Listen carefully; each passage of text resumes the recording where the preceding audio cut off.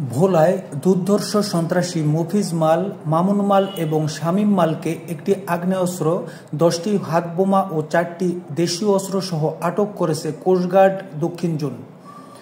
শুক্রবার মধ্যরাতে বাংলাদেশ কোস্টগার্ড দক্ষিণ জোনের সদস্যরা গোপন সংবাদের ভিত্তিতে ভোলা জেলার দৌলতখান উপজেলার মদনপুর ইউনিয়নে একটি বিশেষ অভিযান পরিচালনা করে তাদেরকে আটক করে।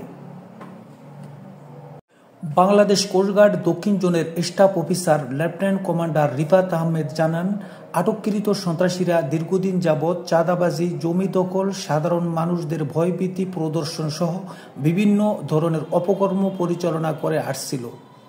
পরবর্তীতে আটককৃত সন্ত্রাসী ও জব্দকৃত আলামতগুলো ভোলা সদর থানায় হস্তান্তর করা হয়। দেশের আইন শৃঙ্খলা রক্ষা সহ উপকূলীয় অঞ্চলে সন্ত্রাস দমনে সাফল্যের সাথে কাজ করে আসছে বাংলাদেশ কোস্টগার্ড। এরই ধারাবাহিকতায় গোপন সংবাদের ভিত্তিতে আজ 15 নভেম্বর 2024 রাত 1:20 ঘটিকা হতে ভোর 5 ঘটিকা পর্যন্ত বাংলাদেশ কোস্টগার্ড দক্ষিণ জোন অধীনস্থ বিসিজি বেস ভোলা কর্তৃক ভোলা জেলার দৌলতখান উপজেলাধীন 1 নং মদনপুর ইউনিয়নে একটি বিশেষ অভিযান পরিচালনা করা হয়। অভিযানে উক্ত এলাকা হতে 3 জন দুর্ধর্ষ সন্ত্রাসী মোহাম্মদ মফিজ মাল, মামুন মাল ও শামীম মালকে একটি দেশীয় আগ্নেয়াস্ত্র, 10টি হাতবোমা ও 4টি দেশীয় অস্ত্রসহ আটক করা হয়।